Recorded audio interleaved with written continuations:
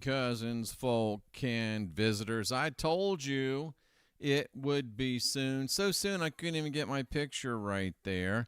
But we're back with another little bit of unindoctrination, some short hitters here. Big truths, but short hitters. Too long for shorts, too short for longs. What do? You follow the Rex Bear methodology. You have an idea. You make a show.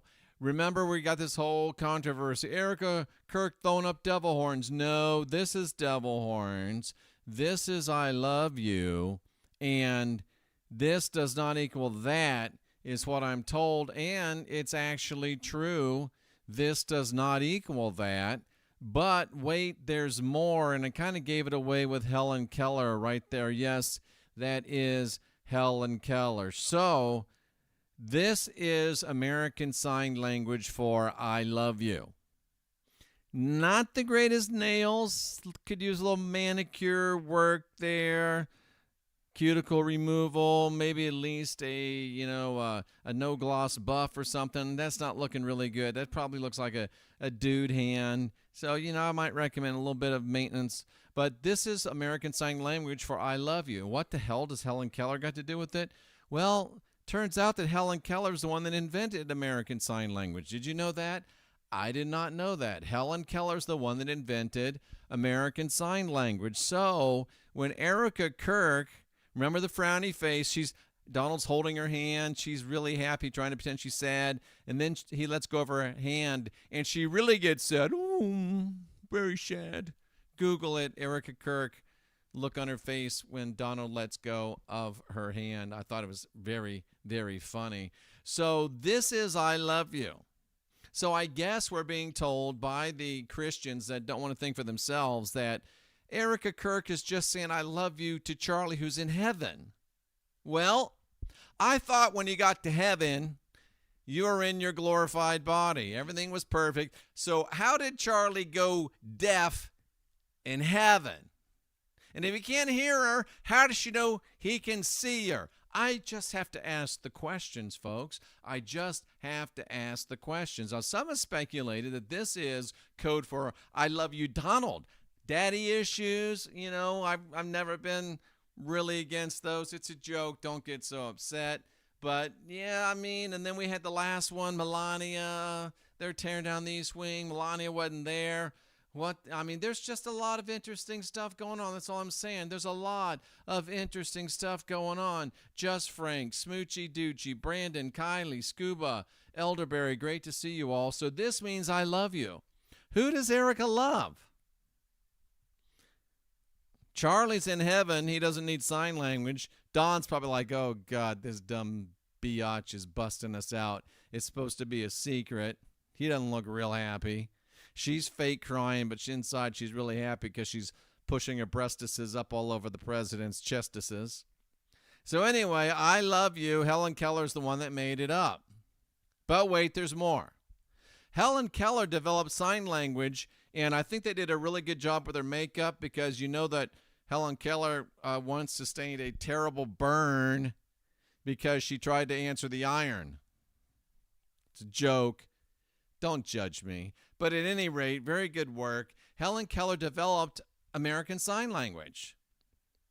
And she was also into theosophy, which is really, really weird.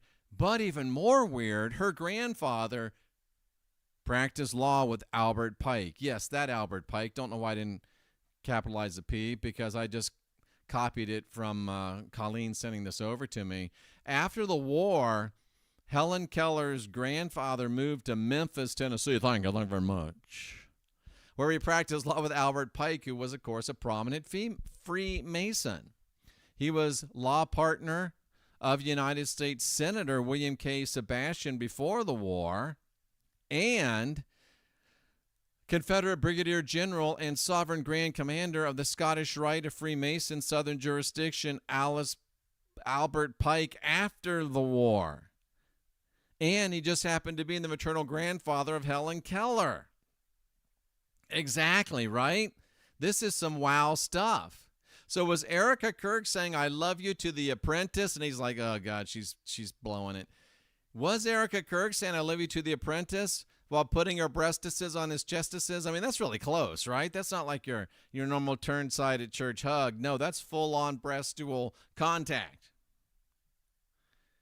And Helen Keller's like, that's not what I meant for it to be.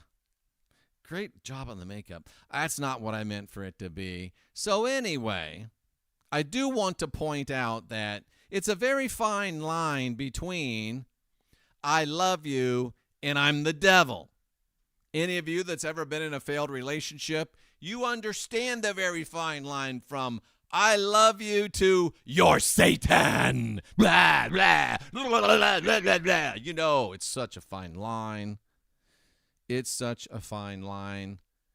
So even though this don't equal that, her making this one up while knowing about that one, it just makes, it's one fine line, just the thumb line between I love you and you're Satan.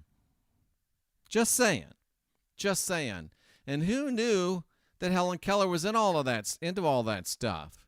And it's kind of strange. Oh, this is, if you remember on the D program, one of the first ones we did coming back, some guy wrote in. Of course, he didn't call in because there are too much of cowards to call in. He wrote in and he said, "You're a terrible person. You're laughing at Charles Manson. You're laughing at the people who were victimized by Manson." No, I explained to him, I'm laughing at the fact that there was nobody killed in the Manson incident, and we all think that people died in the Manson incident, and it's funny that they fooled us this bad. So I was laughing at the Manson incident because there was no murders. But what this Mensa brain scientist genius couldn't answer was, if you got mad at me for chuckling about the Manson event, could you please explain to me while Erica is laughing like a hyena at the memorial, at the give him a medal thing, she's laughing almost like no one died. Almost like no one died. Maybe the dude that wrote in didn't notice. She wears white at his memorial, comes out like AC/DC with fireworks. The only thing she didn't do was bite a head off a dove. That was Ozzy Osbourne. I get it. I mixed the metaphor, but that's okay. She wears white at the memorial, has the fireworks, doesn't bite a head off a dove, and then she wears black at the award ceremony, kind of a corseted black Mary Widow kind of thing. And look at this. Oh, I'm so sad, but I'm really happy. I'm so happy trying to fake to be sad. And look at this. Oh, yeah, my husband just died. I don't know what we're going to do, but boy, am I happy. And I gave you a close-up. Oh, this one. I got $100,000 worth of rings on my hand. I'm pretending like I'm sad, but boy, I'm really happy. Oh, I'm so happy. But I'm crying, and my makeup's perfect. She know what she needs. Somebody needs to hire her. I don't know much about makeup companies. I know there's Maybelline. I know there's what's the one where I used to get my hair cut? They got their own stores. But anyway, there's some makeups, right? Somebody needs to hire her because she's so broke up. Her husband's dead, and she's crying a river, but her makeup's perfect. It's not Sonoma. Soma? Anyway, I know there's a lot of makeups out there. Somebody needs to hire her. She's a terrible actress, but don't most of the terrible actresses end up doing makeup commercials? I'm so happy. Oh, this is great. My husband's dead. Woohoo! $100,000 worth of rings. Faking like I'm crying. I'm just saying, folks, there might be something here. Not today. It's too fast. I got to do these quick hitters. No phone. So I'm just asking the questions. You make your own decisions, but pretty freaking weird, right? And remember, it's just a Very short line from this, which is, I guess, I love you, to this, which means you're the devil. If you've been in a failed relationship, you know what I mean. Hey, somebody has to ask these questions. I'll be the guy that does it. We appreciate you. We love you. I'm probably going to come back with another quick hitter, and we'll see you again real soon. And I do mean like real soon.